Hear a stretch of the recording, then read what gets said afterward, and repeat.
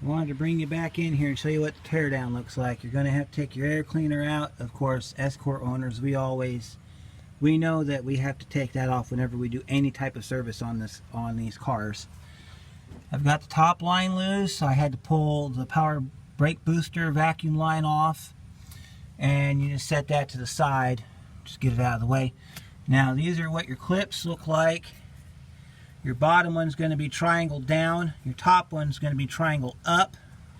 They have to be out, otherwise the line won't come off. Also, if I didn't mention it before, do not under any circumstances reuse your old clips, because they're probably going to be brittle, they're going to fail, and you're going to have problems. Now, if you go to pull these lines off and your clips break, no big deal, because you can, after you get the fuel filter out of its bracket, you can go back through with a pair of needle nose pliers and clear out the holes for the clips. Now, the only problem you're going to have is if the holes for the clips break.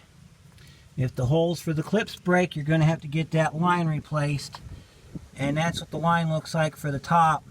The bottom is part of the fuel pump, so you'd have to change the entire line going from the front of the car to the pump. Good luck with that. Anyway, that's what we're at right now, so I'm going to finish this up, and then I'll see you again here shortly.